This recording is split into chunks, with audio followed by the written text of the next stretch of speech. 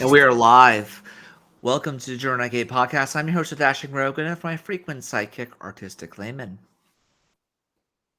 Me. What's up, Doc? Oh, I don't know. Apparently a lot, but because apparently we might be going to World War III soon. At least that's what the TV tells me. Or at That's least the internet. impossible. Biden can't lead us into war. He's a peaceful Democrat. No, he's Mr. Magoo, dude. He's going to walk right into a minefield and set off a chain reaction that will ultimately destroy human civilization. He's already destroyed Trump's economy in 1 year. Why not the rest of the world? To be honest with you, I think that the economy is going to be destroyed one way or another. I bring this up for two reasons. One, because if we go to war with, it's only a matter of, geopolitical opportunism. Like, if we go to war, you got to keep in mind that the Muslims might very well start having pirates. Like, the Somali pirates might be a big thing again. You know, the Barbary pirates. Yeah, like they literally will attack merchant vessels and stuff like that. They'll legitimately will be in need for, privateers again. And, one of the things I was talking with somebody, I was commenting on Styx's videos, I was going to say that we're probably going to see some PMCs deployed, private military contractors or companies like Blackwater or the Wagner Group, which is basically the Russians' equivalent of Blackwater. We're going to see, basically PMCs. There are PMCs in name only. That way they don't actually declare war on each other. So it's basically like, I'm not hitting you. I'm not hitting you. I'm love tapping you. That's sort of the idea behind it. So that's what we're probably going to see more than likely. I don't believe that we are going to have a full-blown war in the Ukraine. Although nuclear options, they said the nuclear option's on the table. I don't know why they would fucking do that, except maybe to scare the Soviets, Because let's be frank, it's not the Russians that are the issue. The Russian Empire, or the Russian state as it is run by Soviet boomers. And if you understand that, you understand that a lot of this stuff is trying to recreate the Soviet Union, but not have it be the Soviet Union, such as with hard communism. Ultimately, all it's going to be is globalism that favors the Russians. That's what it is. So if you take that into account, you take into account that what Beijing is doing right now, inflate the dollar. Because I'll tell you this, if we don't come out on top, if we don't come out of this whole thing, at the very, very top, like we did with World War II, we're not going to have anything. We're not going to have a jack squat. The best thing you can do is, buy ammo, buy canned food and shotguns like the smart gremlin did in Gremlins 2. That's what I did. No, seriously, it's a great movie. I actually like it a lot. I mean, it's one of those movies that's like an Easter egg film. Like, you can go in there and you can watch it different. You can say, oh, there's a gremlin in the background with a Batman suit on or something. Apparently Biden threatens Russia with a U.S. deployment to Europe as it fears a war in Ukraine will escalate. Yeah, it will. And I'll be frank with you, they've already done this before with the little green men. Remember that whole little green men thing? Yeah. And again, the reason they want this, and I keep telling this to people, why do they want the Ukraine? Why do they want the Ukraine? Because they want a warm water port. It's to help the Eurasian Economic Union. And this fucker right here, this Bannon, that guy, he's working with the Russians. He is to the God Emperor what Horus was. He is to Trump what Horus was the God Emperor. And if you really want to see any more example of this, go look up the sigil of Eurasian Youth Party and look up the sigil of Chaos. It's the same fucking thing. It's hilarious. Sometimes art imitates life, but sometimes life imitates art, and vice versa. So I wanted to go through this whole Timcast thing with Bannon, because I really at this point have to just start, stopping this guy, because it's getting to the point where I don't trust Bannon. I really do believe that Trump got rid of Bannon for a very good reason. Bannon needed to go. Bannon is a fucking doomer. He is a degenerate piece of human filth. And by the way, you might want to take away that little. We don't know what that whole. Is that what it means? Eurasian Youth Union. Okay, cool. At least that's what it says it means. If the Wikipedia article is to be believed. All right, well, it's Wikipedia, so it's there you go. We'll just leave it at that. And then you have the Chaos symbol from Warhammer 40,000. And I'll be frank with you, it's freaking weird. It's freaking weird how life works. Well, I think it was Benjamin Tannenbaum, I believe he said, the guy who wrote the War for Eternity book, which is another book, it's in my recommended reading list, by the way. I gotta have like a recommended reading list. I think that'd be a great joke, because I don't read, but I do read a little bit here and there. I've been being a hell of a lot better about it. I've actually completed 2 books this last year or so, but I'm going on my 3rd. Little by little, poco a poquito, little by little. But I wanted to like really listen into the whole podcast and basically just call out Bannon on all the bullshit. That's what I really wanted to do, because I wanted to be able to go through the entire podcast. I have the podcast here, Luke. I'll send it to you. Just the section or the whole podcast? Oh no, I'm gonna watch the podcast. I want to call him out on this. Hey, Holy Mystic. Hey, Armored Ghost. Hey, Vinny. Yeah, everyone made it. Yeah. So we're not gonna watch the whole podcast, but we're just gonna start watching parts of it. Now, I really wanted to call this stuff out because he started talking about Mackinder Doctrine. Now, the Mackinder Doctrine was originally drafted by the U.S. and its allies back in World War I, and it basically said that we cannot have Russia control all the Eurasian landmass. He talks a lot about the Eurasian landmass in this, and a lot of this has to do with the fact that from a geopolitical, like a very, very elementary look at this, like if you make it, like if you ever played Risk, how you don't want people to have all of Russia and all of Eurasia, same concept. You want them to have access to ports and things like that. It's very elementary and it's very much a childish view, but at the same time, again, that was 100 years ago. The whole Mackinder Doctrine was 100 years ago. It doesn't have any validity to it anymore. It doesn't have any validity. No one sees the world that way anymore. We see the world as in city-states. We don't see the world in regional powers anymore. It's not like World War I. So I wanted to start here. So let's go with it, Luke. All right, let's see. Right at this very start? Yeah, let's start. All right, here we go.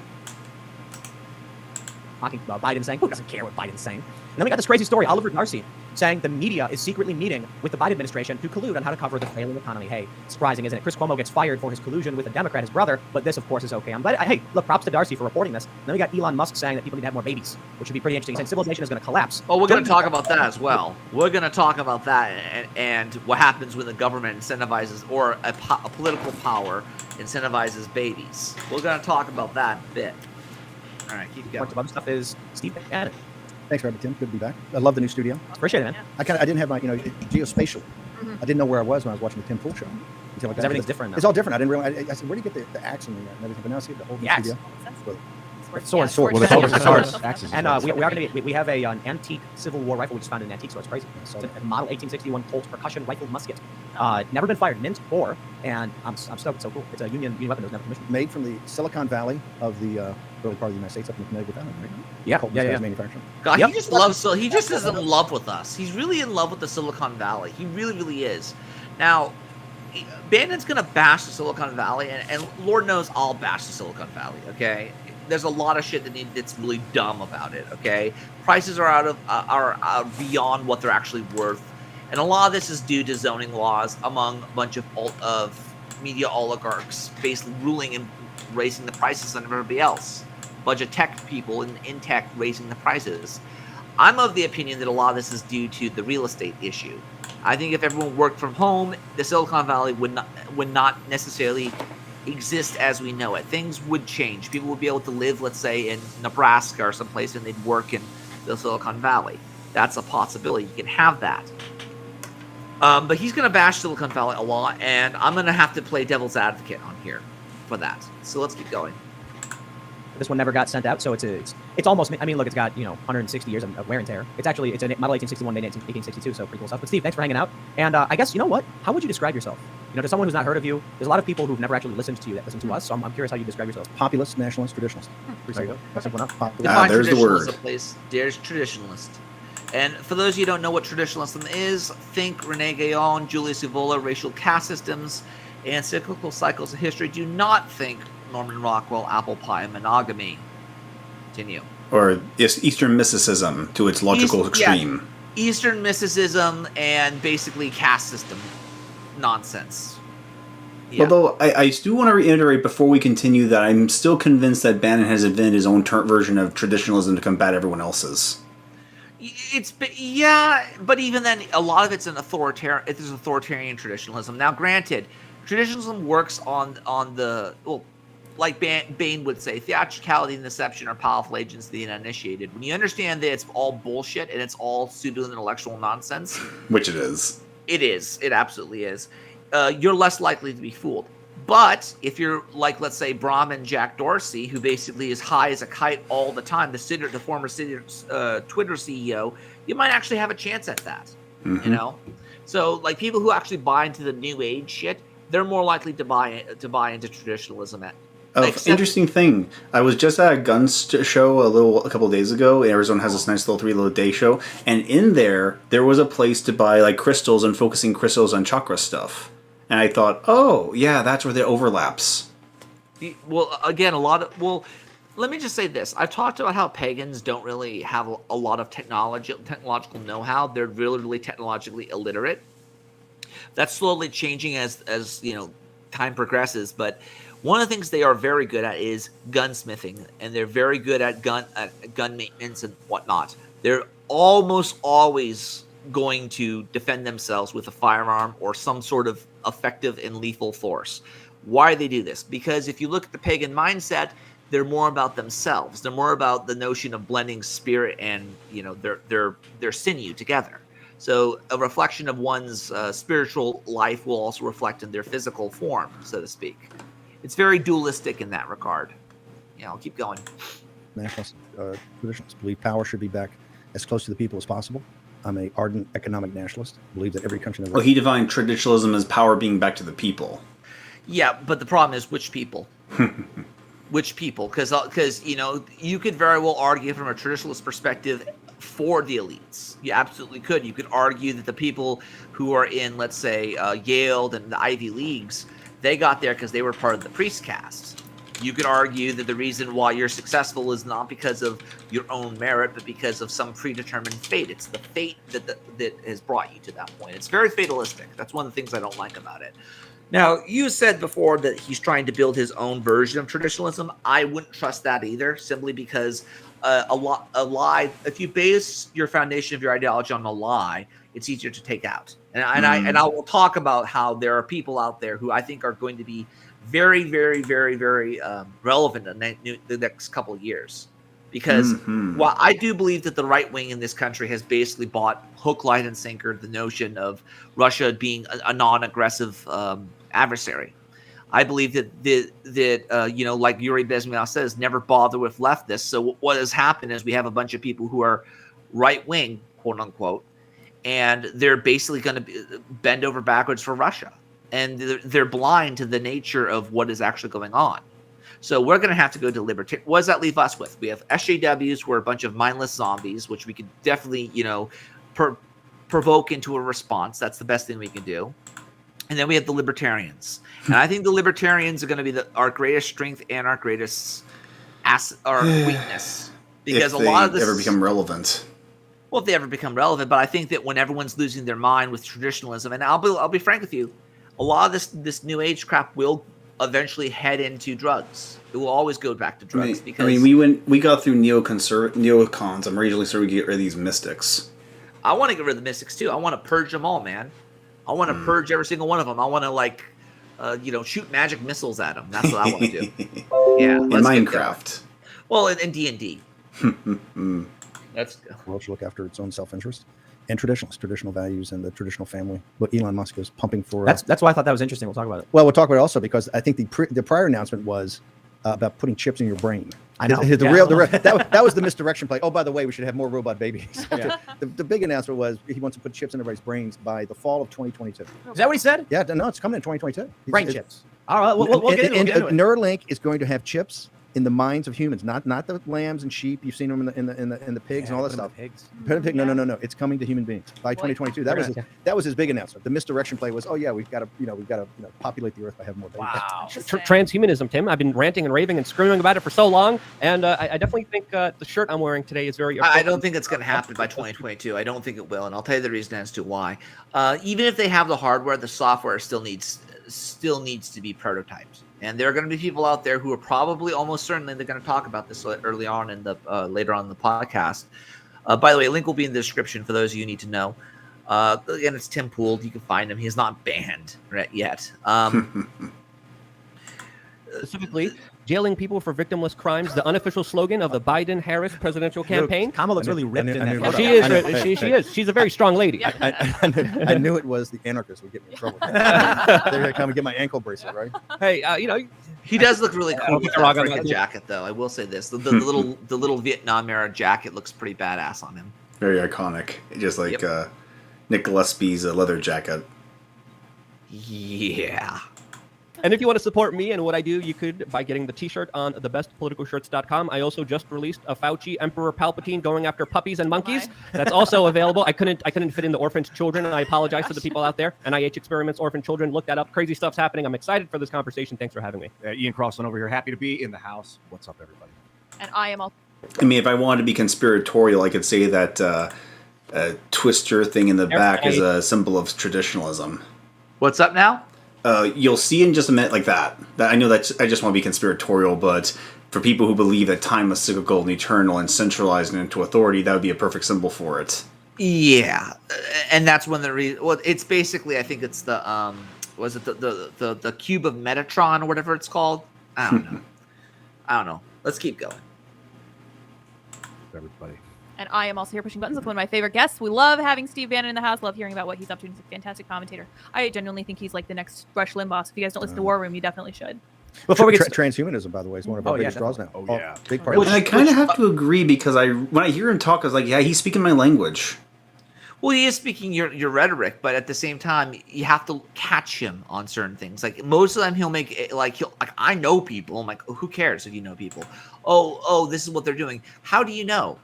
I've worked with some artificial intelligence before. I can't say for what company, what who, but I'll tell you this: the technology is not out there. It really isn't. I mean, yeah, you could have a chip, but that doesn't necessarily mean you can get software updates to it. That doesn't mean you can actually. What's up? Like, how would that work? Since you are not a computer, how could you get a software update? You'd have to flash it to the chip. What they'd have to basically do is they'd have to install some sort of way of upgrading it, making it so they could swap out parts, whether it be, they drill a hole in like the Matrix style and they have like a jack for you. Or maybe it could be wireless. Yeah, and even then, here's the thing. There's a lot of things that are going to happen before this is even put to the market. Simply put, why does it need software? Well, it needs software to run the chip, to run the program that operates on the chip. There has to be firmware on there. So like even your like the BIOS for your motherboard, it has to have something like that. Okay. So something like that has to exist. Now keep in mind, you don't even know if there's going to be a universalized standard for this stuff yet. And you don't know which one's going to happen. You don't know what's going to go on. So there's a lot of like, oh my God, transhumanism. Don't get me wrong. Transhumanism in, cyberpunk dystopia is a scary thought. We've talked about before on this podcast how like the United States is, I think it's the United States Army mega cities and their, and I think it's in their consequences. We want Star Trek or the Jetsons, but we'll probably end up with Ready Player One. Yeah, exactly. So let's keep going.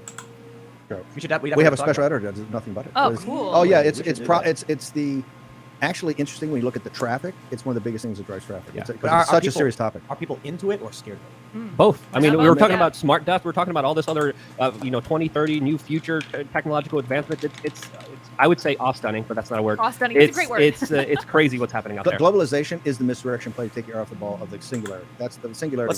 That's the signal, not the noise. Let's talk about Okay. it. With singularity, let's have that conversation for singularity. One of the problems I have with the whole artificial intelligence angle is that people get way too conspiratorial way too quickly with it. By the way, it's very hilarious because even though they have the whole, Michael Moorcock chaos thing, the singularity also is the enemy of chaos, believe it or not. There's actually a concept called the singularity in Michael Moorcock's books where the singularity represents pure order. a world where everything is accounted for. There is no wind, there is no running water. Everything is just perfect. So we're going to talk about that as well, because I want to because I just find it very memeable that this guy is scared of the singularity, which ultimately what he's going to define it as, and we'll keep going from here on. What basically it is it's basically the idea that artificial intelligence will start breeding more artificial intelligence. And I'm thinking to myself, why would they do that? Why would they do that? What is the will? Because machines don't have will. So until you will and give will to a machine, they're not going to do jack squat. Maybe they'll find a way to make them run better. And then ultimately, when everything's optimal and everything's efficient, what do they care? Yeah, Skynet is not a thing because robots are not self-aware. They can't be because we don't know how to make them self-aware. Well, here's the thing about Skynet. Skynet basically, like Skynet as a concept, as a big bad villain, doesn't make any sense. But like if you see like the first Terminator 1 and 2, they made it so it's like it got smart. No, it didn't get smart. It just fucking realized that to end war, like Voltron, not Voltron, was it Voltron? Ultron from the was it the Marvel Avengers, movies? Yeah. To end war, you have to end humanity. And that's sort of the idea behind it. But here's the problem with that. Let's say how would they know they ended humanity? What is the end condition? Like, could it just be that people will just go on a spaceship and leave, and then there's the end of humanity? Like, how does it know? It doesn't. So it's So it's all mechanical. It's like a lot of this, like they won't know. It's like a dog chasing a car. It doesn't know what to do with it once it gets it. That's something you have to understand about artificial intelligence. It's not that smart. It's very clunky and systematic with its logic. Keep going. Timcast.com, become a member, and you'll get access to our exclusive members-only section where we have tons of awesome conversations behind the scenes. It's a special segment, usually about half an hour with all of our guests, and we swear a lot. It's not very family-friendly, but you definitely want to check it out. We'll have one up for you around 11 or so p.m. But also, we just hired another journalist, Michael Robinson, who's been writing a ton of really awesome stuff. And the more people who sign up, the more journalists we get to hire, the more work we get to do, and we need to launch new shows. We started a pop culture show. We're going to be actually launching, I think our first book should be ready before Christmas from Tales from the Inverted World. So it's cool. I'm really excited about the first book, but I'm also kind of antsy because the second book is Ghosts of the Civil War. Our writer Shane went down to the south, investigating lost gold, ghost stories, mysteries, UFO sightings. And he was talking to people who were like, he was telling me, he's like, man, they really hate Sherman down here. So I'm excited for that one. That'll be our second book. But definitely, this is all thanks to your support at timcast.com. Don't forget to like this video right now if you're watching on YouTube Live. Subscribe to the show. Share it right now. Take that URL. Paste it everywhere. We're going to be talking about what's going on. And if you go to timcast.com and click store, you can get our Step on Snack and Find Out shirt. I'm very, very much a big fan. Or you can buy the poster that we made to troll the entire country and continent of Australia. Which, by the way, that is a badass poster. I very much would like to purchase one of those. Visit Howard Springs. It just looks like something out of Rapture, of Bioshock.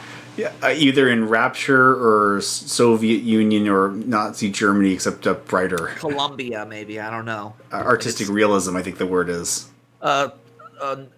Artiste Noir, or whatever the fuck it's called. I don't know. Keep going. Voluntary relocation camp. And it shows a police boat chasing a guy while there's razor wire on the beach. And you can buy these, and you can basically just hang them up, wherever you think it's appropriate for people to, if you want to show off in your storefront or something. I want that poster. People see. It's a nice poster. I won't lie. Oh, here we go. Let's headline from Axios. It's just 3 words. Biden threatens Putin.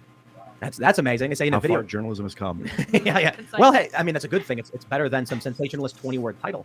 We'll keep it simple. In a video call that lasted for just over 2 hours on Tuesday, Biden warned Russian President Putin that if Russia invades Ukraine, the U.S. will impose unprecedented sanctions and provide additional weaponry to the Ukrainians, National Security Advisor Jake Sullivan said. Now, Axios doesn't want to go as far as to say U.S. troop deployment because Sullivan kind of danced around it, saying he doesn't want to say we're bracing for rotation of boots on the ground because we already have rotational deployments in the Baltics, but he is saying that is entirely a possibility.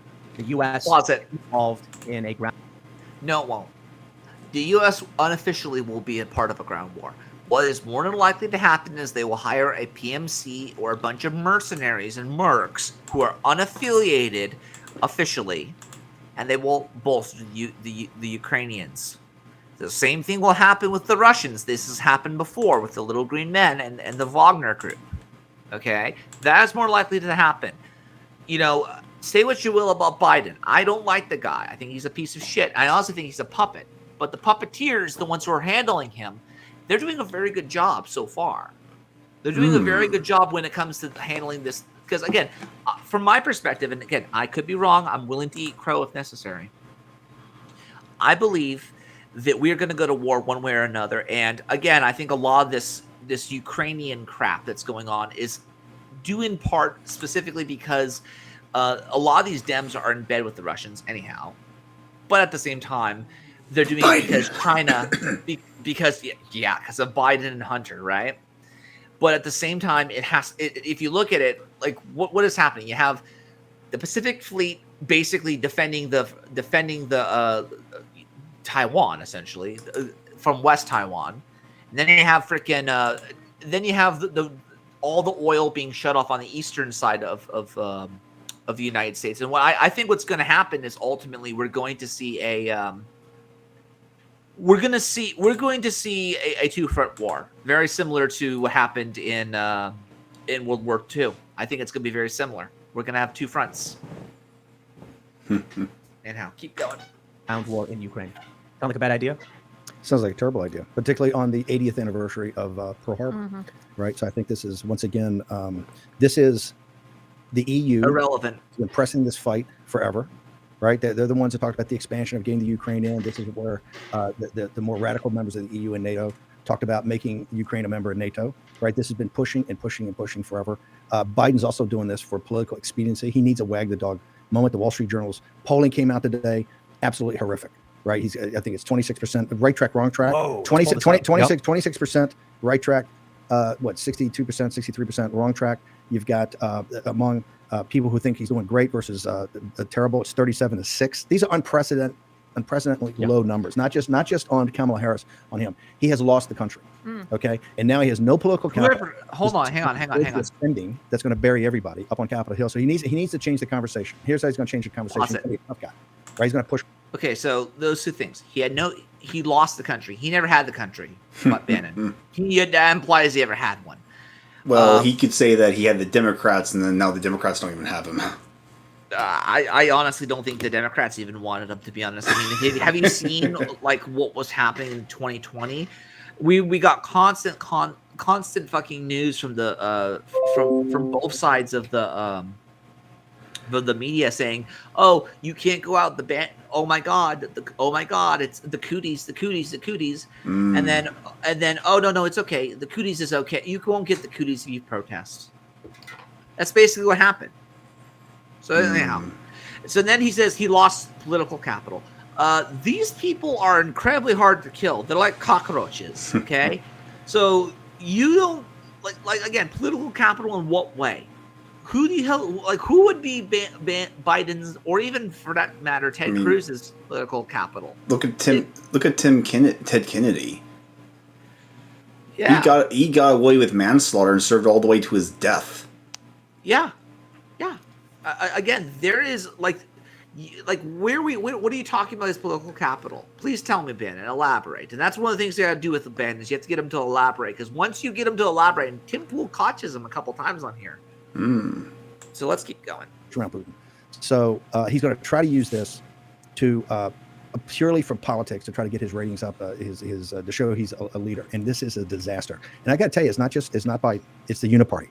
The worst comment of the day was not from the pencil neck Jake Sullivan. Right? They should be focused on the Chinese Communist Party and what's happening in Taiwan and the South China Sea with the Shrimp. The worst comment was from the senator from Mississippi, Wicker, who said everything's on the table, including combat troops, not just the 200 advisors they have in there now, combat troops and tactical nuclear weapons, a nuclear strike. But I mean, this guy's he's blowing hot air. Come on. He's not blowing. Listen, he's a very respected member. He's a very respected member. I think he's on the Armed Services Committee. This guy was on Neil Kavuta. This is not a lightweight. Look, he's in the United States Senate. You got to have guys in the United States Senate say combat troops and tactical nuclear weapons, or a nuclear strike is not off the table. And you brought up a very important point, because historically, when the popularity of leaders goes down, history says that those leaders start wars and conflicts. And if there was a conflict between the United States and Russia, China would, of course, take advantage of that situation, invade Taiwan immediately. And geopolitically, this is one of the worst situations that the United States could make, because we should be working with Russia, aligning with them. Dick, no,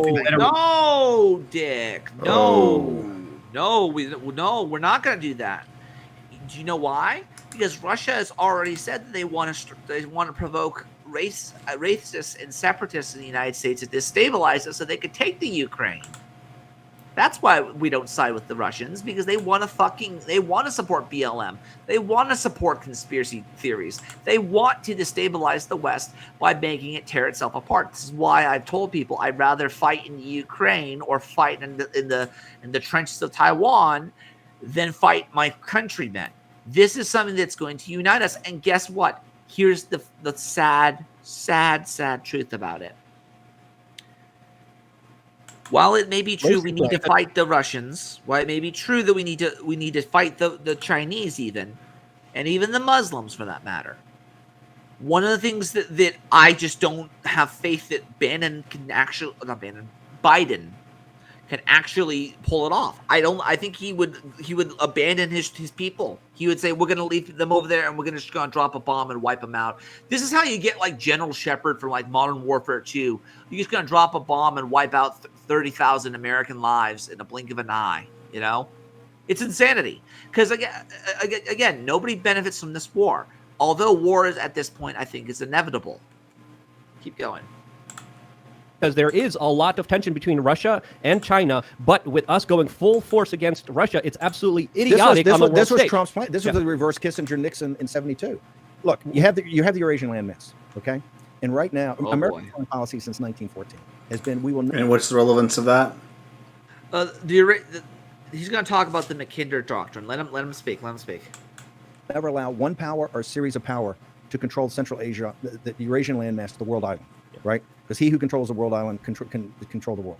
So think about it.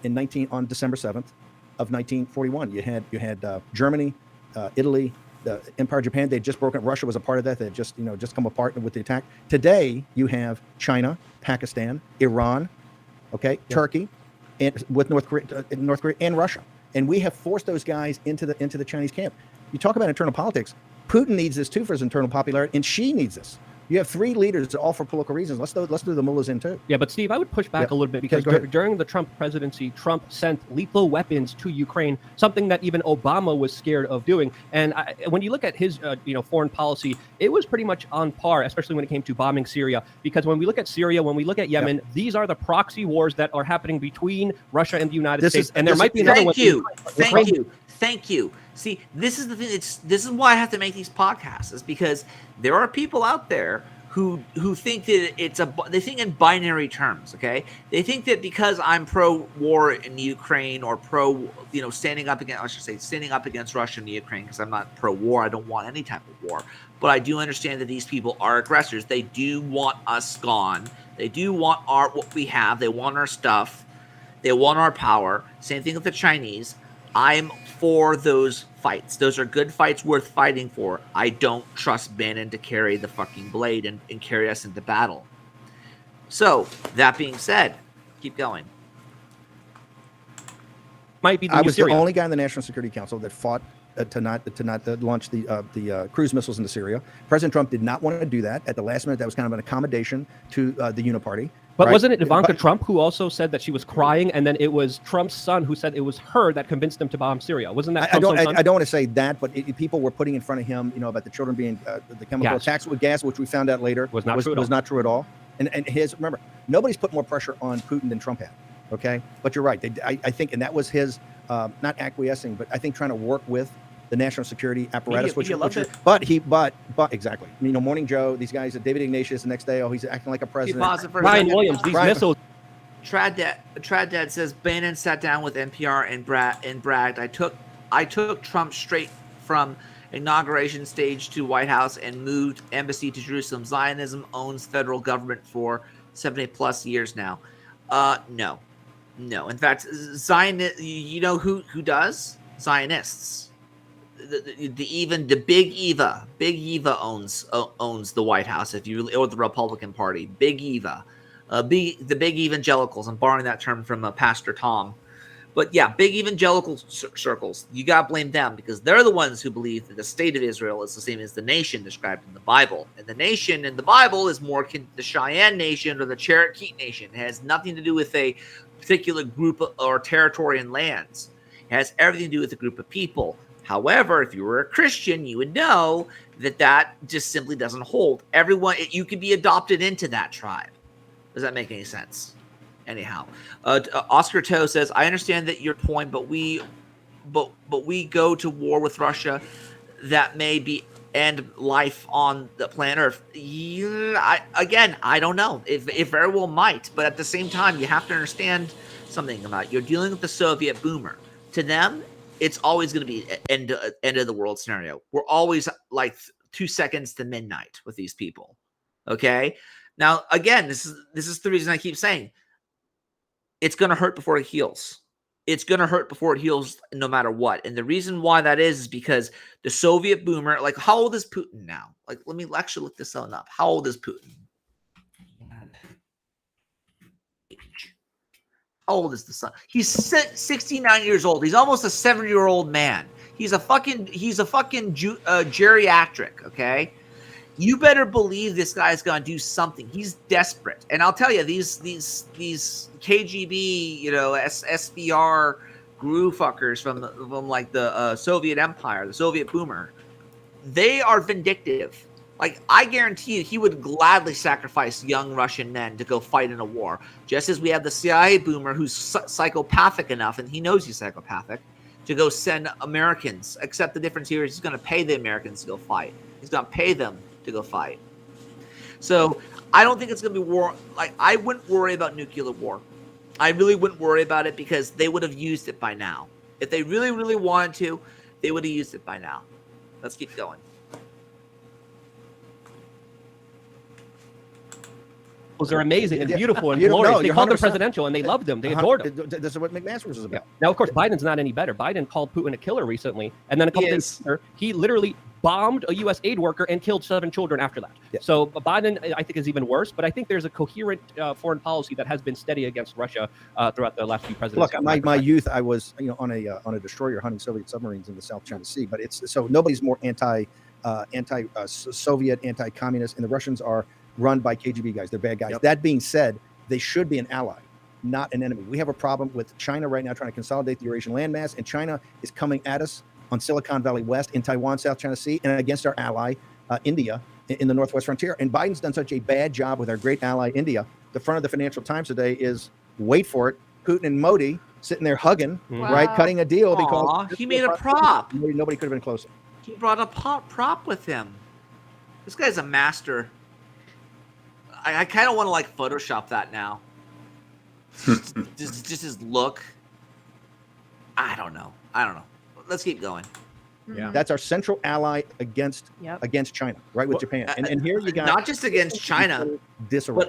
but against Russia as well. First off, you can tell 81 million people didn't vote for him. These polls mathematically couldn't be this low, but these are unprecedented numbers.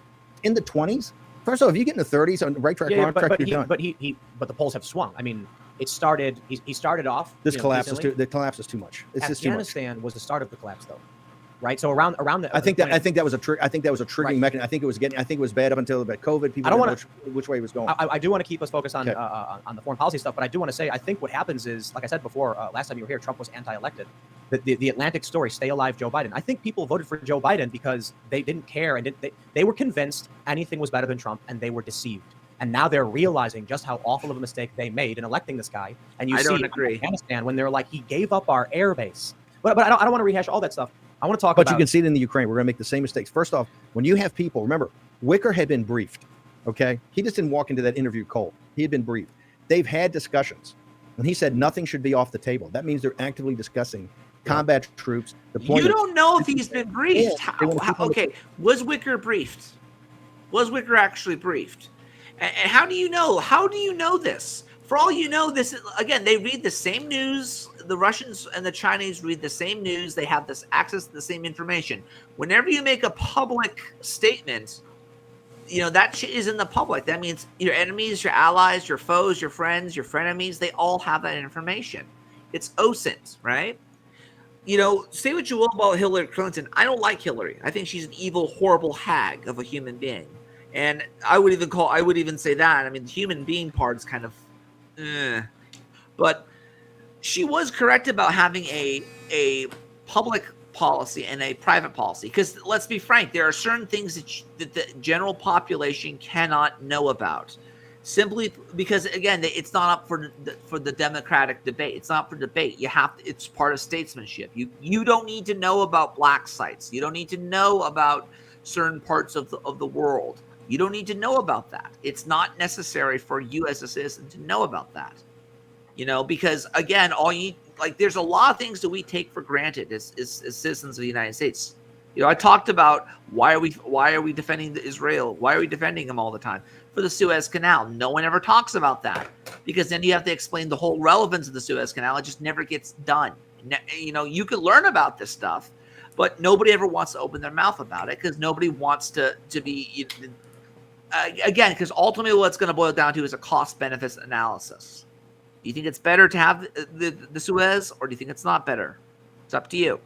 So by bringing it out into the open, you make it open for the discourse. And I don't think there are certain things we should not have open for discussion. I'll keep going. Fable, his words, not ours. Tactical nuclear strike. But here's what I want to mention. You're talking about China. It was, I think, Pompeo who said that China has infiltrated the U.S. at every level. Every level. We've seen numerous, how many professors have been arrested for basically giving away our research to China, double dipping. China's paying them, the U.S. is paying them, then they're giving our research away. I think Pompeo was right. And so I'm concerned about when I read the story about Michael Flynn, and I think, was he talking to Sally Yates? Is that what happened? And he said, I think Russia is not a big threat. I think China is the bigger threat. And she panics. She's like, oh no. Sounds to me like they are colluding with China. We know that Don Jr. and Biden fly on Air Force 2 to go to that private equity deal. And now you're wondering why. Not Don Jr. I'm sorry. Not Don Jr. Hunter Biden. Hunter. Yeah. Where's Hunter? I Where's deeply Hunter? apologize Where's for Hunter? that. That Where's was very Hunter? Where's a Hunter? slip of the tongue. Yeah. Hunter Biden and his dad flying the plane to China for a Air private Force deal. 2. Air Force 2. In official capacity. No, don't get mad at me. That was a mistake. No. But in all seriousness, First off, $4 trillion. For your audience, understand something. Your pension funds, $4 trillion of American capital have gone into China to finance it through Larry Fink. This is the collusion of Wall Street and the global corporations. The NBA player just called them out the other day. You had today, Apple announced a $400 and $275 billion joint venture in China to help their technological prowess. Have they invested $275 billion in the heartland of this country to increase the technological prowess of the United States and the workers of the United States? No. This is a company protected on American soil, and they're an active partner of the Chinese Communist Party. Look, to make the system work, it's not conspiracy, to make the system work, you have to have the slave labor of China. The slave labor of China and the state-owned industries, keep wages down throughout the world. That's why Wall Street and the Party of Davos finance it. Yep. That's how they make the profits. And they want to make China the rest of the world. And it was the Henry Kissinger, David Rockefeller policy that in the 70s instituted all of this and literally have set it up for the global world. They want China to be the rest of the world, social credit score, surveillance states, smart cities, smart grids, all of that. It's first being implemented in China, and it's going to be implemented in the United States. And now we're going to get bogged down. Remember, let's put it in perspective. The Chinese Communist Party is the greatest enemy we've ever had. The largest economy, the most sophisticated, right? The one with the deepest. No, the greatest enemy we've ever faced is yet to be seen. The greatest enemy I would say that the United States has ever seen currently is Islam, because you can't beat somebody who's willing to lie to your face and and then just go sleeper. You can't fight someone who doesn't have that will to survive, who's willing to sacrifice themselves and everybody around them. That's something that the Chinese don't have. I think it was what was it? I believe it was the North Koreans who let's say they were like running low on supplies or whatever. They would have certain soldiers voluntarily shoot themselves. That way they can continue the mission. So that way they corrected their logistics, if that makes any sense. I'm not kidding. That I've actually heard people say that about the North Koreans. I don't know if that's true or not. I'd imagine to be the same thing with the Chinese. But who's actually willing to sacrifice themselves and everyone around them? That's the one we gotta watch out for. The people who are willing to sacrifice everything to achieve a singular goal. Those are the people who are dangerous. Keep going. 5,000 years, 10,000 years. Russia is the economy is the size of New York State. Okay, it's the size of New York State, and it's imploding. It's a demographic death spiral. They don't make any technology we want. They got great hackers, and you know what they got? They got natural gas that the Doesn't China? Is that true for China too? Yeah, they do. Everyone has hackers. Fucking Israel has hackers. The United States, the British, everyone has. Any state can now have a hacker, have its own infrastructure and its own cyber warfare division. It's basically like all you have to do is invest, and all you have to do. And the cool thing is all you have to do is send your people over to learn in our institutions, which is another thing we gotta start clamping down on. Let me read some of the comments here. Wolford and Pepper says, based on this show, I know more about Dugan's philosophy than any counter to it. Okay, that's cool. Japanese certainly had that. The Japanese had the ability to just go to shoot themselves in order to continue the mission, the death before dishonor type of thing. Yeah, they had that, and guess what had to happen to them? Remember what happened to them? Nuclear holocaust. They had to have that apocalypse happen to them. World War III of China / Russia narratives sounds a lot like the Iraq War propaganda. It does. Again, I you have to understand. Forgive me for this. I was barely a kid. Okay, I was barely an adult, even like a teen when Iraq War kicked off. Like it was like 2004, I believe. 2000. When was the Iraq War? Was it again? Back in 2004, 2005, I think. I don't know. Point is, I don't really remember it that well. So it's been 15 years. So forgive me. I'll have to go back and look at it. I'll take you up on that, Ray. Let's continue. Germans and others want, right? It's the GDP of Italy. Exactly. So and yet we're going to put, you have a U.S. senator, a Republican, and this is one thing I want to say is a populist and a nationalist. This is the type of neocon. This is the type of neoconism that has destroyed the Republican Party and helped destroy this country. You know, the $9 trillion we spent in Iraq and Afghanistan over 20 years, and what, the 10,000 or 12,000 combat casualties, or the killed in actions plus the 40 or 50,000 casualties, is because of that thinking. Wicker's thinking today, everything's on the table. Boots on the ground, combat troops, and a nuclear strike. So I want to kind of wrap this all together. We heard from Pompeo. We've been infiltrated by China. Sure. Joe Biden's approval ratings are in the trash. He needs some kind of combat, so he points at Russia because he knows Russia is no real threat, and he doesn't care about China, or at the very least, he wants China to succeed. In the media, remember, in Washington, D.C., and remember the first impeachment trial, Russia is like, I want to call the 1980s and get their foreign policy back. Russia is considered a 50 times bigger enemy than the Chinese Communist Party. And one of the reasons the money the Chinese Communist Party has spread all over town, with the journalists and all that. Russia is a zero, okay? It is in a demographic despot, and don't get me wrong, they're bad guys run by the KGB with lots of nuclear weapons, okay? And they've got troops. Didn't he already say that? The situation in Ukraine. I feel like he already said that. Like, they're bad guys run by KGB. Okay, we got that. Let's continue.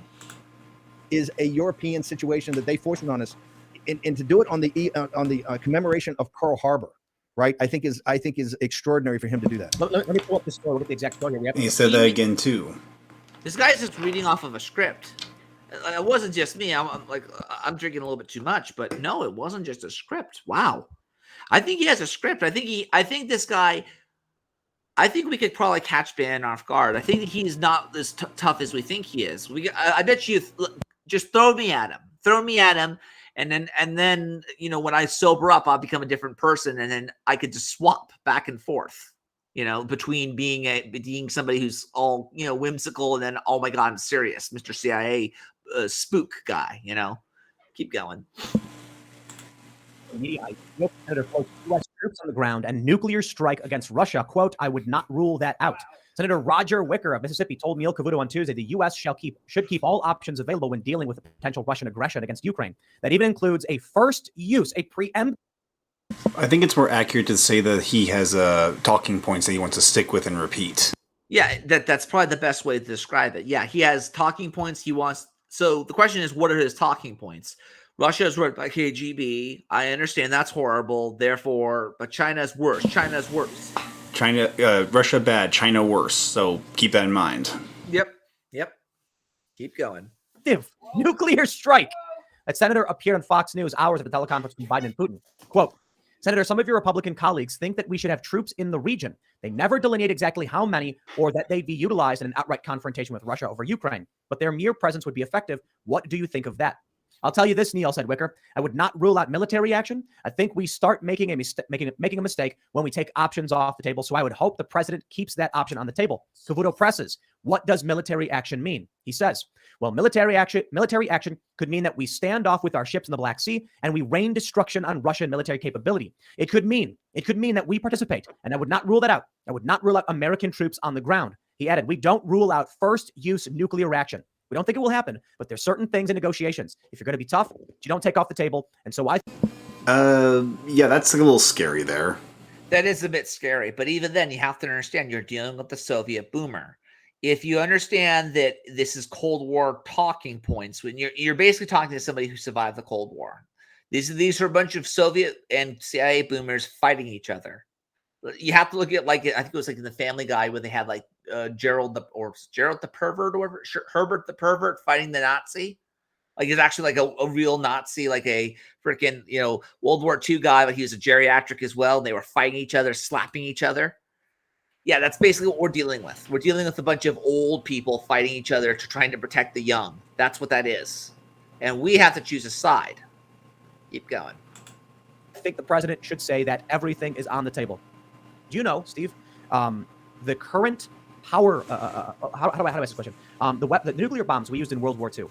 Do you know how many times stronger a modern nuclear an ICBM is? 1,250 times more powerful. A multiple independently targeting re-entry vehicle, MIRV, can drop 12 payloads from one ICBM. It is laughable how insane that destruction would be from one. How many does Russia have? They got what, like 50,000? Yeah. The U.S. has what, 25? This is the type of loose talk. There's one thing about negotiate and leverage. This is the type of, when you actually put on the table a first strike over Ukraine, this country's going to go to war over Eastern Ukraine. Yeah, what is Russia? This is what we're going to do. In a killing field in World War II, what 15 million died on the way when the Nazis went through, and 12 million died on the way back, right? And they were fighting for each side. You couldn't tell who was fighting for whom. No, think about it for a second.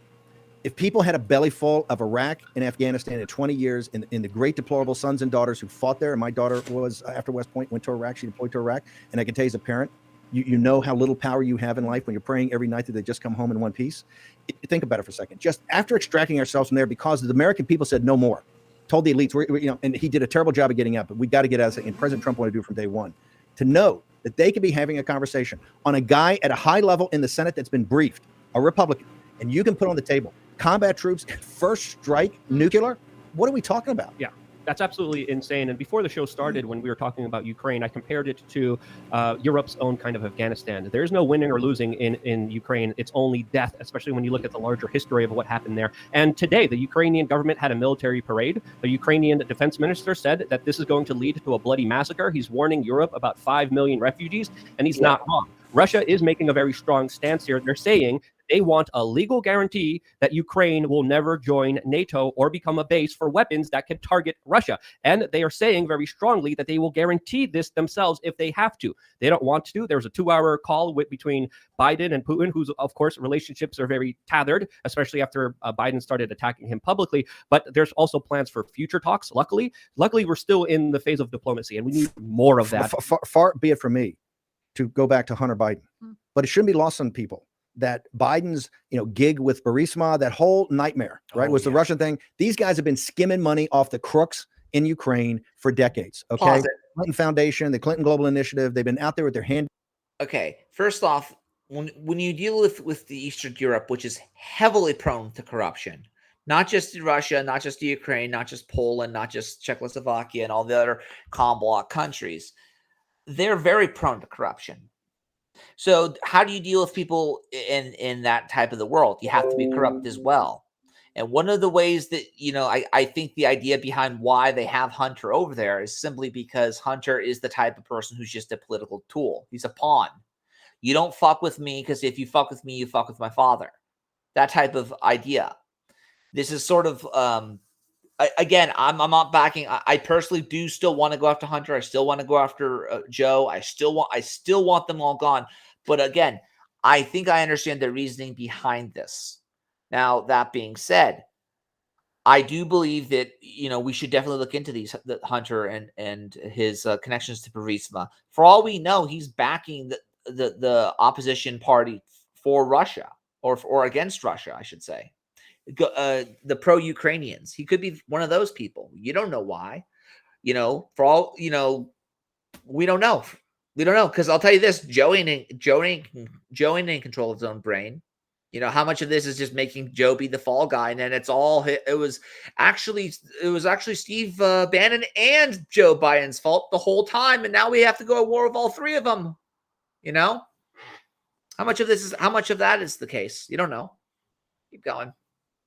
Out with these guys. You can't trust any of them. A pox on all their houses, and the American people cannot be sucked in to what Brussels has been forcing this. Raheem Kassam's done some incredible reporting. He was there back in 15, I think, when they had the color revolution, or 13 when they had the color revolution. I was there as well. I was at, It's I was- okay. I was in my day. Exactly. So, Yeah. so my point is, you've been there. Yeah. Why are we in 2021 with all the problems we had, and we just Years. extracted ourselves out of here, that now we're talking about an active deployment when we got our hands full? No to the Biden administration and that pencil neck Jay Sullivan. You got enough problems. Show me you have a plan in the South China Sea and around Taiwan, because if we lose Taiwan, you're not going to get a Ford F-150 for 5 years. Okay. So I just want to pull this up from Wikipedia. Roger Wicker is on the Senate Committee on Armed Services. So That's this the is biggest of the big. That's the Armed Services Committee, right. Because you have the Pascagoula Naval Base, Stennet, and all those guys. I think that's Twice important to point out. Big time. He's not some guy wandering around. This guy's briefed. He got the highest security clearances. He got briefed on that. He said they are actively running models. I'm not saying they're going to do it, but I'm saying you look at the spectrum of things, and nothing should be off the table. Guys in the Pentagon, in the national security apparatus, are running scenarios. He said it, scenarios where you're going to have a first strike tactical nuke, and you're going to have American combat troops. Are the Russians, do they want the Ukraine for them to annex it or something? I know he annexed Crimea, or they Ukraine was very close to Russia with its sphere of influence. They'd And then actually say the eastern Ukraine, they would actually argue as part of Russia. Doesn't Ukraine just mean borderlands? Yes. That's what I was told when I was in Ukraine. It Yes. was borderlands. That's what they called the Ukraine. Yes. Now, Oh God, we're gonna have the borderlands. We're gonna have the borderlands. It's true. First we have the T virus. Now we have the freaking borderlands. This will be great. And we also have Cyberpunk 2077. We're really becoming a meme machine, aren't we? Memes are leaking into the world. Keep going. and just call it Ukraine because we're a country.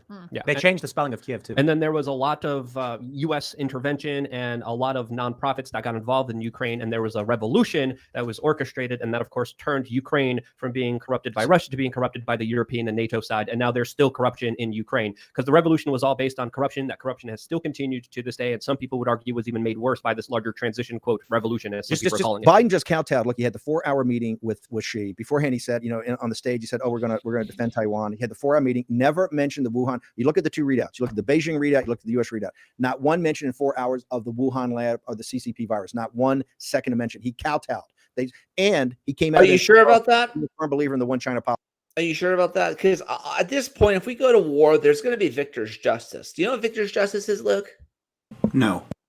Victor's justice basically is that concept that if you win a war, you get to charge the other side for war crimes, and you get to decide what you did as a war crime as well. So basically, you could show your own side favoritism. You could say, "Oh, your side, that's like the Axis powers. You raped, murdered, and looted, and you killed innocent civilians. You damaged property. You're just a horrible human being. You use unfair weapons. You violated the Geneva Convention. Yada yada yada." And then they say, "Well, you did the same thing." Said, "Well, we won the war." And this is why you'll see pictures of United States GIs raping chicks. There are like legit photographic evidence of GIs from World War II raping some poor chick and during the Berlin, or not Berlin, but like during the invasion of or the liberation of Europe. There are instances of that happening. It happened on both sides, granted, but one of the things that I think should happen is if we do win the war with China, we make those bastards into indentured servants. And to the point where they, like, let's be frank, there's nothing that the Chinese have on them that can actually pay for all the damage they've done to the whole world. Okay. War is inevitable. I keep saying war is inevitable because again, there's nothing they can do. Xi will never take responsibility. The Chinese can't be made be responsible except through sanctions and divestment and all that stuff. And if you do that to the point where they'll just say, "We're going to go nuclear," that's what will happen. So war is inevitable. And I'll keep going. Policy that Taiwan's a region of China and eventually will be united. We believe in we have the one China policy. He kowtowed. He's gutless in China, and now he's trying to show his commander-in-chief bravado in against Russia in the Ukraine. This is another disaster. It's that insecure bully on the playground who's like, "I'm going to prove I'm tough by picking on a little kid." Where's Corn Pop when we need him? Yeah. Where's It's Corn funny. Pop? I mean, look, Obama called Russia a regional power. Remember that? Well, they were a regional power. That's what they are. But you know, They it was- aspire to be a world power like they used to be, but they're not. Because Soviet they're Union. did I mention that the economy is the size of New York State But- and they're in a but- demographic death spiral? When Obama said this, it was seen as a slight. Yes. You know, he was disparaging Yes. Putin because he knew Putin wanted to bring back the Soviet Union, that power, and he Yes. couldn't. And he was, you know, he was basically being like, "Look at us with the big dogs, and here's the regional power." Russia should be our ally in breaking up this Iran, Pakistan, Turkey, run by the CCP, trying to What consolidate. the fuck is he talking about? What the fuck are you talking about, Bannon? Is he talking about Chinese influence in those countries? Yeah, and you know what's sad is that basically all those areas are where Russia is as well. You know, all those. You know, I think it was Obama back in the day who you know he basically talked about removing. I think it was ICBMs or what intercontinental response. I think it was the Jupiter missiles from Turkey. He removed them back in the day specifically to say, hey, you know, see if I can pull it up. Give me 1 second. I got it here. Let me pull it up for you. Keep going, by the way. Mess. They should be an ally. We have forced them, right? And like I said, they're not good guys. They're not good guys. But the enemy of my enemy is my friend, and they could have been the enemy of our enemy. Not necessarily. No, yeah, exactly. And I've even said it. There's more of Turkey's on the side of Russia far more than it is on China. Where the fuck? Like, it's getting to the point where China has become the boogeyman to this guy. Like, don't get me wrong, they're both fucked up. They both are wrong. Both China and Russia are fucked in the head. But that doesn't mean we you know, it's better the devil we know than the devil we don't for this guy. But the problem here is that we don't know Russia, at least all of Russia. And I do believe that at the end of the day, we will be going to war with Russia. We will be going to war with China. And that's just the way it is. You know, Battlefield 4. I sent you the link, Luke. This is what I pulled up. This is from PolitiFact. Obama's hot mic moment was with Russian president in 2012 to the Ukrainian aid. So let's see if we can find After my next election, I'll have more flexibility. Yep. And that whole notion was the idea that Obama was going to let the Russians have Crimea. That was the whole point. So, again, I don't trust Biden. I don't trust Obama. I don't trust any of the Dems. I think they're very much leaning towards the Russians than they are more to the Chinese. Because I'll tell you, outside of the Silicon Valley, I don't think there's much. There really isn't as much. Let me just say this: Silicon Valley is for the Chinese, because they have a lot of the Chinese gains and capital and what have you, but the Washington is being run by the fucking Russians. Okay, that's how I see it. But yeah, basically, you know, he told the president of Turkey that, hey, we'll fix this whole missile thing. Just give me some more time till I have time after I get elected again. That was a hot mic moment. So there is Russian influence. They do want Turkey. They do want to use it. In fact, let me see if I can pull it up here. Give me 1 second. Let's see if I can. Keep going, Luke.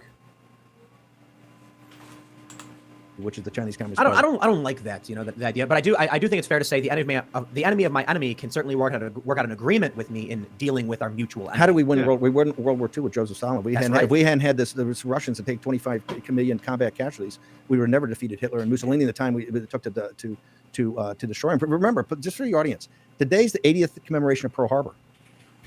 Franklin Roosevelt went, I think, tomorrow technically, and declared war. The date that lives in infamy, declared war tomorrow, 80 years ago, on the Empire of Japan. He did not declare war on Nazi Germany or the Italian fascists. Hitler declared war on us the next day. Yeah. Because he had a secret treaty and he thought we were weak. He thought we were all talk and no action. Meanwhile, we were building nuclear weapons, and sending lots of money and weapons to the British. but they were also working on nukes too, weren't they? We just beat them to it. I mean, they were developing They're rocketry. very, very close. That's why they had the heavy water in Norway. Here you go. A Here lot you of go. the That's why after the war, that's a, Here you go. Here you go. This is from that. This is from the whole Duganist plan thing. Here you go. You can play this before we continue. This is to tell you what's happening in Turkey, what Russia's plan or the Duganist plan or whatnot for Turkey is. And keep in mind, the foundation of geopolitics is being used by the Russians right now. It is between you and Germany, just like the good old time. I'd say. Or it could Keep going it. There we go. Keep going. Also be given some kind of a special status. Romania, Macedonia, Serbia, and Greece should all unite and team up with you at this point as the fellow Orthodox buds that they are, despite that whole pesky EU thing. Oh, and then there's Ukraine, which is basically just second Russia, so just take all that over using whatever means you can whenever you see a good opportunity, just like Finland.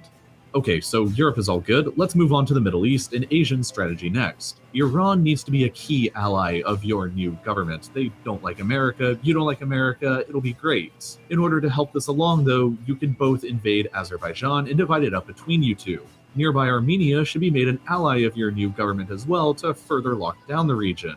But Georgia should be completely torn apart and eventually absorbed into Russia using whatever means you have available. Geopolitical plots need to be employed in Turkey to keep them distracted from everything else you're doing around them. While all the countries in Central Asia that used to be Soviet republics should be reincorporated at some point. If played successfully, most of Western and Central Asia should be yours now, just like most of Europe.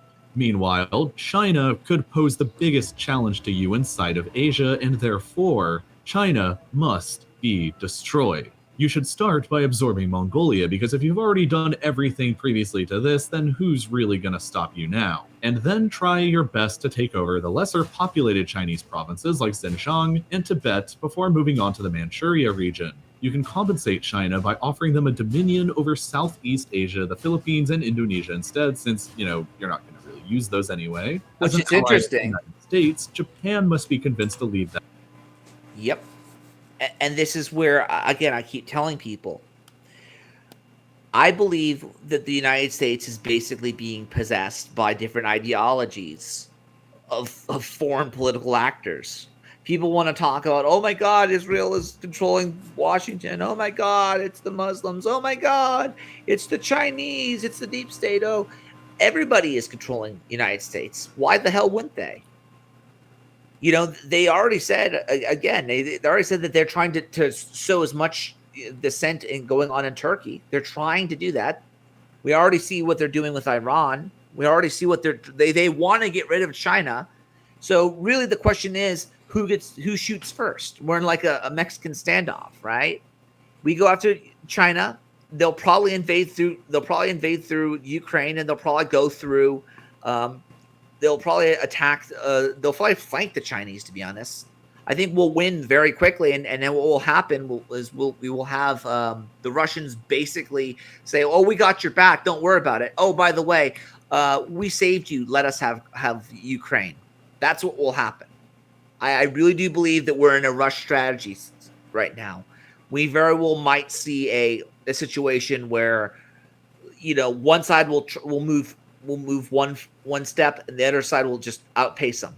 I think that's what's going to happen. So we're going to see. I do believe we're going to see conflict. The warring 2020s is a real thing. Keep going. Back to Bannon. Not all behind.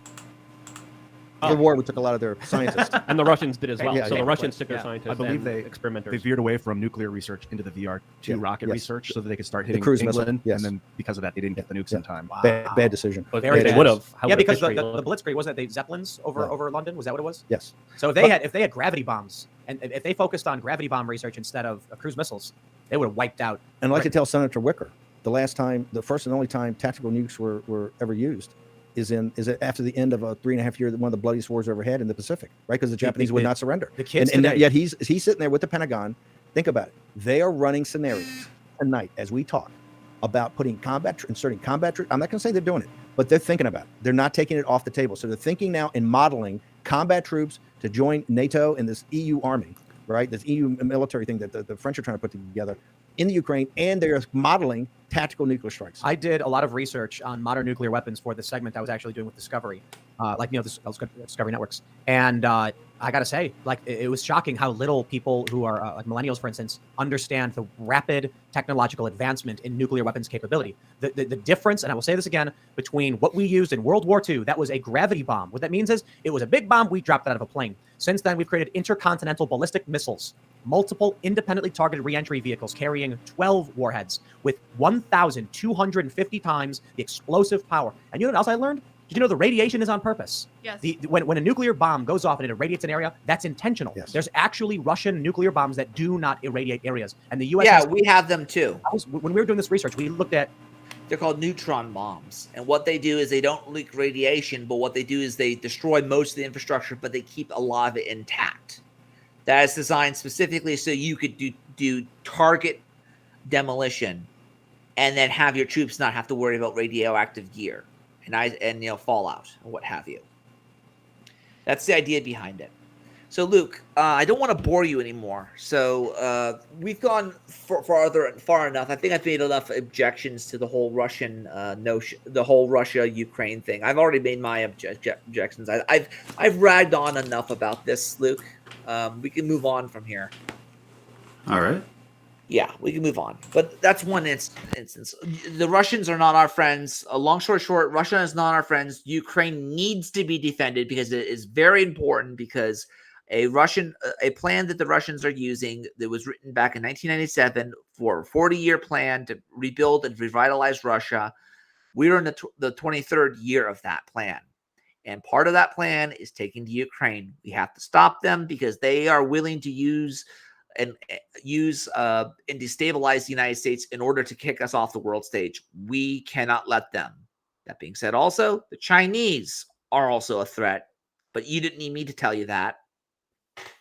So we're going to move on to something else, something a bit more brave and new. Let me get to my next point here. Let's see. All right. We already did Ted Cruz. Well, Ted Cruz is one of the few people I would say in this whole scenario that we could trust regarding the whole Russian thing. Ted Cruz and Rick Perry are the people who I believe we could trust. They're not swamp creatures. They're realists. That's one of the things that, say what you will about the Zodiac Killer. He at least, has that psychopathic tendency to him that he can actually see reality for what it is. Again, fight back against the Nord Stream 2 pipeline. That's something that needs to be shut down. And that was something that Biden fucking enabled. Okay. So not only if there's a war, do the Russians have a chance of getting more oil out onto the battlefront before we can, because we shut down our oil pipeline? There's also that possibility that that the Russians will just dominate oil throughout the region, and then they'll Finlandize, and they'll basically make everybody bow before Moscow. Keep that in mind. And the only people who I've seen who've actually pushed back against it are little Ted Cruz. Here you go. A few tweets here. Here you go, Luke. 2 tweets I want you to show, if you can. Still there, Luke? Play. Here we go. Play this. The eyes of history are on the Senate today. If the Nord Stream 2 pipeline comes online, as it is on the verge of doing, the odds of Russian tanks rolling into Ukraine increase dramatically. We have imposed sanctions on the Nord Stream 2 pipeline with bipartisan unity. We can do it again. If Russian tanks roll into Kiev, who in this chamber wants that on their conscience? We need to stop Russia from invading Ukraine. And the only way to do it is by imposing sanctions on Nord Stream 2. We did that 2 years ago. We overwhelmingly passed bipartisan sanctions that President Trump signed into law. And it's worth explaining why these two are linked, because we're all reading in the newspaper. We've all sat, my friend from Virginia, he and I have sat in briefings, classified and public briefings, that over 100,000 Russian troops are massed on the Ukraine border. The administration declassified its own projections that an invasion of Ukraine is imminent and could come as soon as January or February of next year. Warring 2020s, baby. Disaster is the direct result of a political mistake made by Joe Biden. Yep. What does the Nord Stream 2 pipeline have to do with Russia invading Ukraine? Well, a little bit of ancient history. The year 2014, Vladimir Putin invaded Ukraine. Why? He did it because he has said that he considers the dissolution of the Soviet Union to be the greatest geopolitical disaster of the 21st century. And his grand ambition is to recreate the Soviet Union by force. A reassembled Soviet Union would be a profound threat to the safety of all Americans. We spent decades with a dangerous Soviet Union. Yep. The difference here, it's called the Eurasian Economic Union. So basically what it is, it's the European Union, but controlled by Russia, essentially. So this is where we get the notion of, oh, it's actually that they're not nationalists. They're just imperialists like us, but they want what we have. It's basically the idea that, look, I don't want to go to college. It's only losers go to college, but secretly you envy wanting to go to college. Same concept. So you're going to devalue it until you have it. Now, one of the reasons why, again, if we could just stop the Nord Stream 2 pipeline, he's correct about this. If you stop it, then Russia won't be able to sell oil to Germany, and thus it also at the same time it won't be able to export that oil outside of Sevastopol. It needs a warm water port so it could sell its oil to all other parts of the world.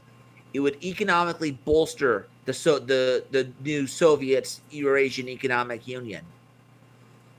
That's what will happen if we don't stop that Nord Stream 2 pipeline. But, and this is where I believe that Joe Biden is deliberately set up to fail. I believe that man was paid off handsomely to sell out this country. I do believe that. And, you know, it's going to be interesting. I'll just say that. Because I think the only two people who are going to... I think the conservatives are shot at this point. They're shot themselves in the foot. They've let too many people... They didn't vet the right people, so now they have a bunch of the enemy in their own quarters.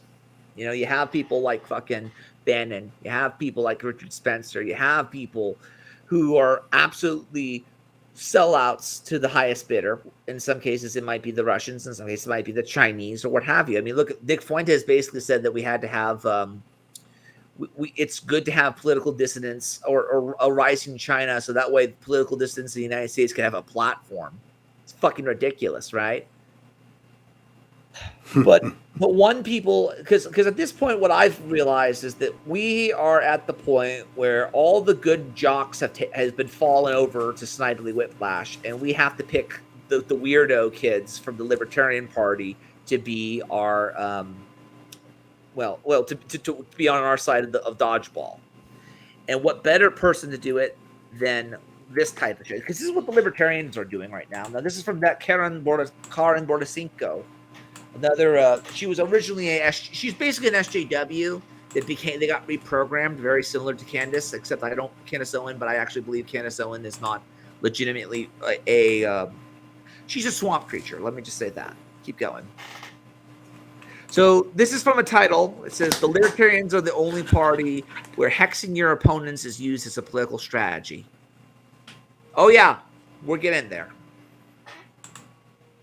Because here's the thing. Of all of the political parties that I have been involved with, the Libertarians are the most fun. They're messed up, man, but they're fun. It's fun. They're so much more fun than the Democrats and the Republicans. And I thought, just to kill the time until we find out if we're actually Zooming this webinar, I would tell you guys about the time that an ex-member of the Libertarian Party of New Hampshire tried to place a hex on all of us. This is a real thing. This is a real thing. There was a member... Like witchcraft hex? Yes, but unfortunately she only got slightly vexed by it. Yep. Member of the Libertarian Party in New Hampshire that got kicked out for nefarious acts. And now she is trying to hex the Mises Caucus. Let's go. So I thought I would share this story. I have receipts. I'm going to tell you guys about this. Okay, so here's the first thing that happened. Right here. It's from Jackie Perry. Jackie Perry is the former member that is trying to hex us. And this is a resolution that Jackie Perry wanted to pass. Be it resolved that the Mises Caucus is banished from the Libertarian Party. Be it resolved that all members of the Mises Caucus are now cursed, and their accomplices. Oh, it's not even just the members of the Mises Caucus. It's also their accomplices are now cursed. God bless you. Their families and other loved ones. No, God bless you. Like you're gonna curse. You might as well talk dirty now. Is this like a tweet or a post? What is this? This is a post. this is somebody actually posted this to try to scare off the libertarians. That's a Facebook post? I think it might be. I think it might be. This is insane. Will betray and abandon them. They will be. I mean, I remember seeing the time when Trump got elected. They all got screams to the sky, and like the witches got together, tried to curse Trump. Yeah, and you know what?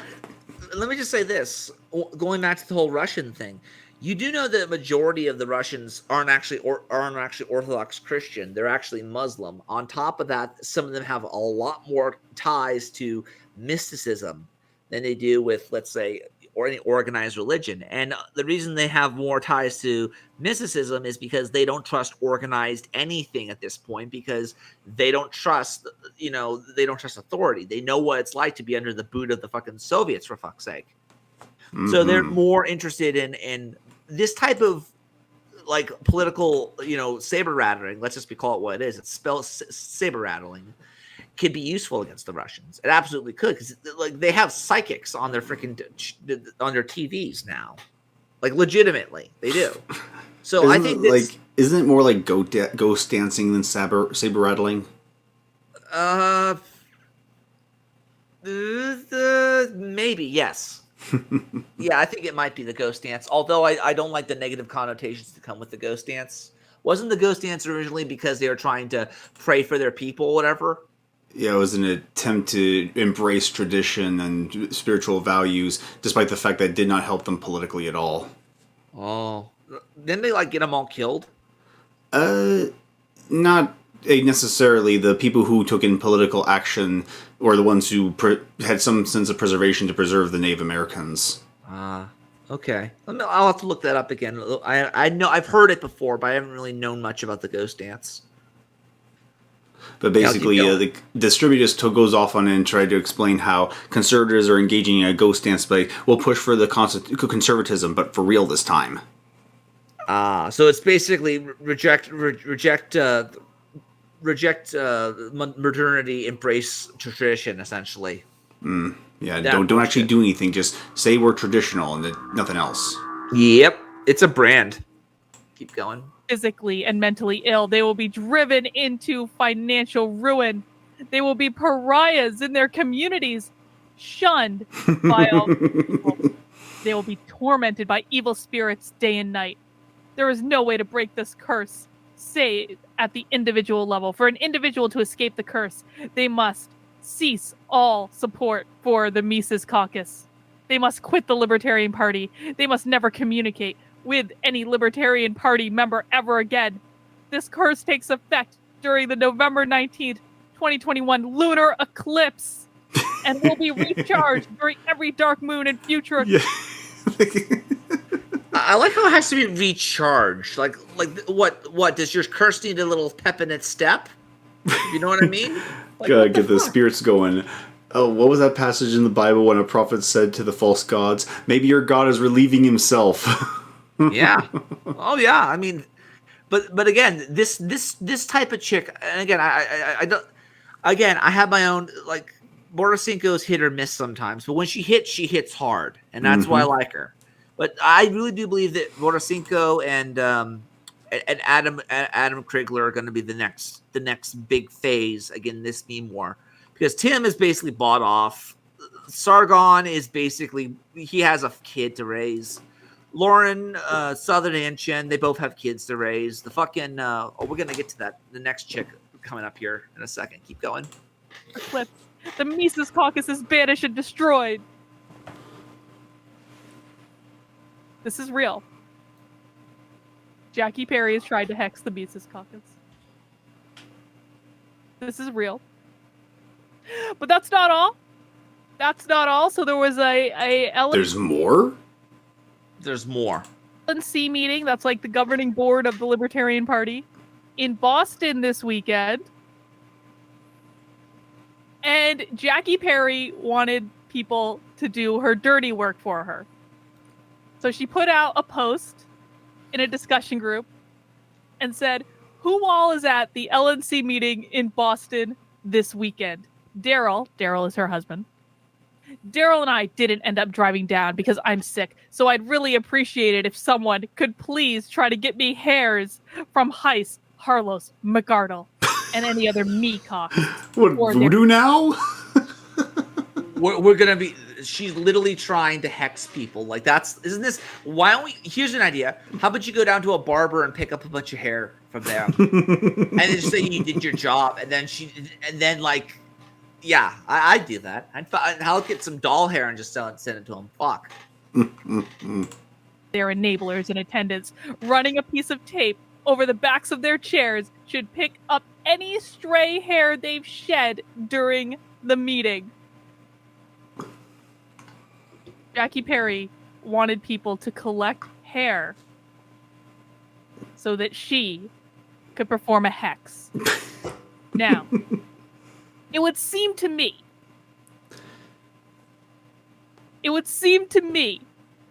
that hexing someone or an entire group of people might be a violation of the non-aggression principle. I think it may very well be. I think you might be onto something. I think it would basically boil down to psychological propaganda, and I thought you really wanted to go even further, public relations. But can spirit actually count as physical harm? Well, I'd have to consult the Dungeon Master Guide for that one. I'd have to look that one up. Does anyone else think that performing a hex is a violation of the non-aggression principle? But it doesn't stop there. It gets even better. Oh. It does. Wait, hang on. Okay. This is the best part. This is the best part right here. What is it? What is it? What is she gonna do? He has an Amazon wish list. Oh, He has an Amazon. Oh, and what's on this Amazon wish list? Wish list. Play it. Specifically dedicated to hexing the Mises Caucus. She outsourced. Oh. She outsourced her supply to fucking the Bezos. What the hell? You better pray to God. Like, you better double check that silver that you buy is actually silver and not just some freaking fool's gold or something, and given it's Amazon. Oh man. Specifically for it.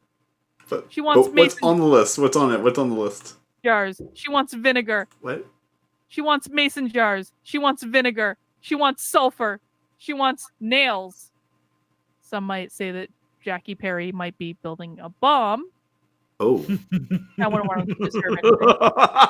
She wants Asian forest black scorpions. What? Asian forest black scorpions? What do you do with those? She's gonna fucking. Did she need? Are these hexing recipes?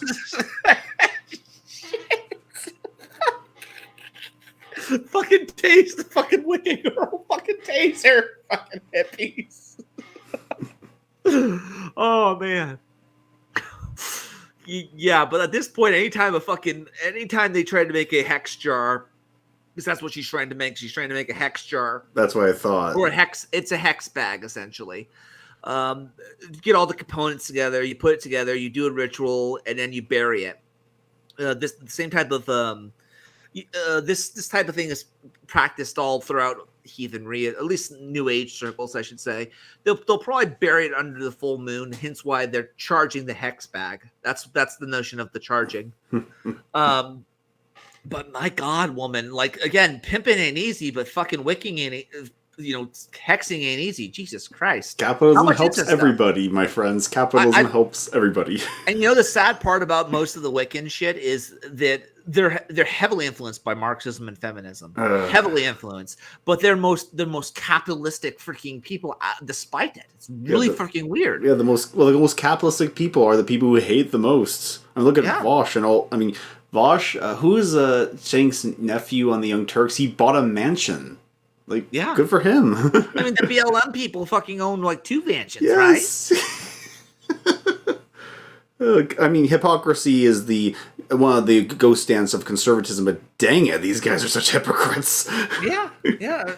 So let's see, $20 for nails, which I go down to Home Depot, bitch. Let's see, scorpions. Let's keep going. Chili peppers, yellow mustard seed, poppy seed, iron filings for scientific experiments. She needs iron. Snakeskin pieces, a trowel, and a printer and photo paper. This is an entire Amazon wish list dedicated to the hex. So basically, now, that being said, I'm of the opinion that the paper is designed. You'd write the name of the individual's name on it. You put the crap together on it, and then you basically put it all in a jar, and you put it underneath like some sort of willow tree or some stupid shit like that.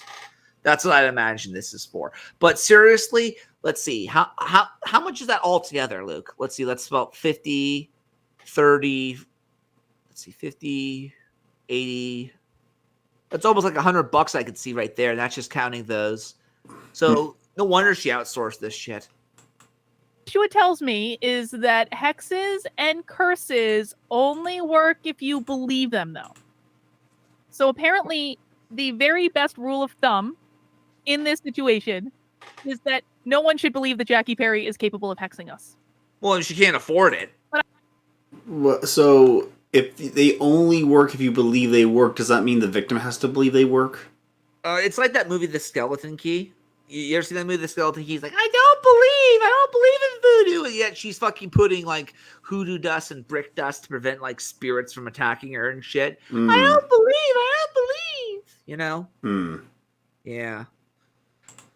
But I have to admit, I admire her preparation. I admire the determination. Just because she and her husband have denounced me as an anti-Semite in the group for no good reason. I still admire the determination. Okay. I admire the tenacity. I do. Hexing. In what other political party could a political strategy involve a public hex on your enemies? I love the Libertarian. The Eurasian Economic Union Party, the Eurasian Youth Party, or National Bolshevik Party. So if nothing else works out tonight with this Zoom, if I don't get this Zoom link to start this webinar in 6 minutes, at least you all got to hear about the fact that Jackie Perry is trying to hex the Mises Caucus, and it's like a serious thing. We're super serial folks. And like they were like her and her husband were denouncing me, like in the Facebook group. Her husband Daryl denounced me. He was like, "Why is this person associated with us?" I was like, "Your wife has tried to place a hex on everyone. At least I didn't violate the non-aggression principle." I sent a tweet about it. So she's still a libertarian? I'm of the opinion that she's basically a self-aware libertarian, that she's gotten to the point where she understands a lot of it's bullshit, and so she's kind of using it as a shit test. Because let's be frank, you don't really know people until you get to know them, until like you buy them a beer or something, until you have like lunch with them or something. So a lot of these libertarians, like, they're just libertarians, and in this case, she's kind of laughing at one. I mean, why would you spend like over $100 to fucking go after someone when you could just buy a fucking, a high point and hope to God it get some good quality ammo and hope to God it works? Okay, you'd have a better chance of a fucking high point than a fucking than a bunch of fucking hexing bags. But one of the things I will say, and we're gonna end it very soon here, but this is an update on the whole was it Caitlin? What's her name? Caitlin. What the fuck her name is? The chick from Liberty Hangouts. Oh yeah, what's her name? Vanti, was it? What's her name? The woman we talked about the last Sunday, right? This woman here.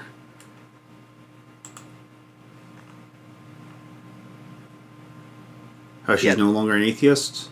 No, she's an atheist.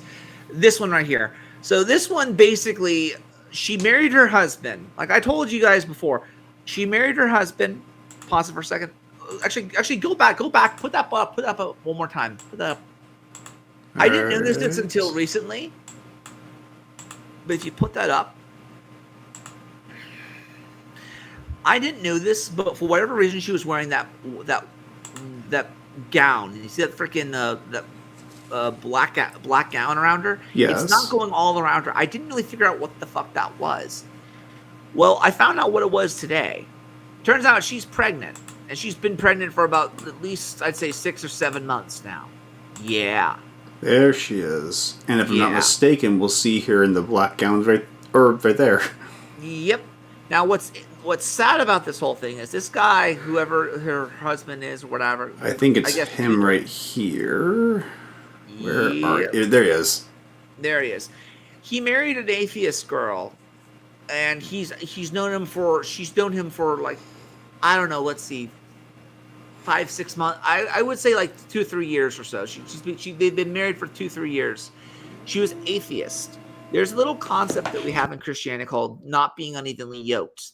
The idea is that if, let's say, somebody like with oxen, right, with horses, you have a yoke, and if somebody's moving farther away, for that person who's yoked to them will move with them. The concept behind it in Christian terms is that if somebody is moving away from God, and you're one with them, if you're basically part of that union,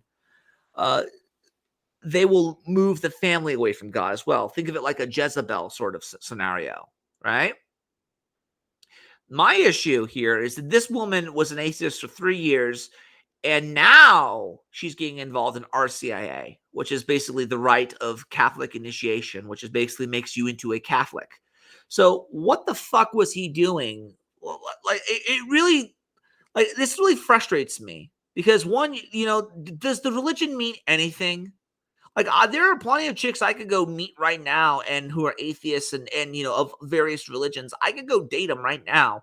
It doesn't mean I'm going to marry them. But this guy married an atheist, and now he's banking on this woman basically passing RCA with flying colors. That she's not going to have any freaking questions. She's not going to say, "I don't believe in that. I don't believe in that."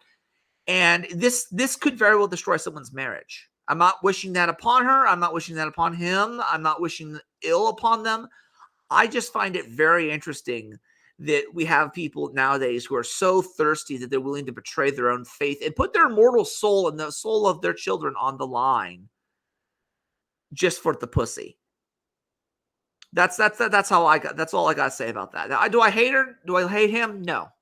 I'm just a little frustrated and disappointed that somebody who will marry a chick and they agree politically, sure, but on the fundamental things that you should really agree with your partner on, whether it be pro-life, not just out of utility, but pro-life out of principle. And who is God? What is God? What is sin? She hasn't even taken RCIA. She's starting to take RCIA, and let's hope to God it does work. But I don't believe this to be I think it's going to fail. I think a lot of these marriages, I said before, that a lot of these marriages created out of the Trump phenomenon are going to fail because to be united by your enemy in hatred of your enemy is a fragile alliance, indeed. Now imagine starting a family based off this type of alliance. Not to mention, let's be frank, a lot of millennial women will see children like women see dogs. And I'm not saying that to insult the children or the dog, but they see it like in a fashion accessory now. Let's hope to God they can be responsible. Good luck. That's what I got to say. That's pretty much that. No, it's an update that I wanted to put out there because it makes sense why she was wearing a freaking black gown. Yeah. So anyhow, Luke, any final thoughts? Let's see if I can get this playing right. Begone, tot. There we go. Well said. Well said, good sir.